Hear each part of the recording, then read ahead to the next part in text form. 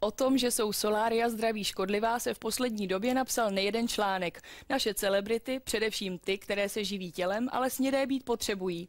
Některé dál hazardují a solária navštěvují. Jiné to řeší fikaně.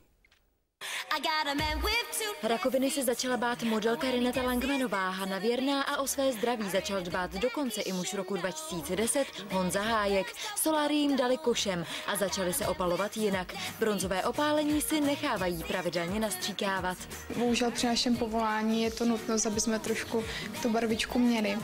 A jsem moc ráda, že právě je tahle nová technika právě toho nástřiku. Vlastně vyjdete do té kabiny a necháte se vlastně nastříkat takovou jakože rozprášenou vodičkou. Co ale nepovedený odstín nebo fleky, ty prý nehrozí. Renata i Hanka vychvalují novou metodu do nebes. Honza Hájek se ale nechal postříkat poprvé v životě. Máš strach?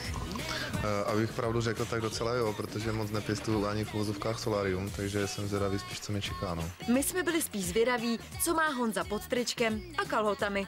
No a samozřejmě na jeho poslední slova před vstupem. Moje podmínka byla, aby fakt ze mě nevypadnul tady rovníkový černoch, takže zvolíme úplně ten nejjemnější program. Jako černoch Honza nakonec opravdu nevypadal. Výsledek je totiž viditelný až po několika hodinách. Když vyjdete z kabinky, tak počítejte zhruba 3 hodiny, začnete vidět, jak vlastně vaše pokožka tmavne a zhruba za nějakých 6 až 8 hodin už vlastně je viditelná ta daná barva. Pokud zvolíte správný odstín opálení, prý se vám nemůže nic stát, tak já to jdu zkusit.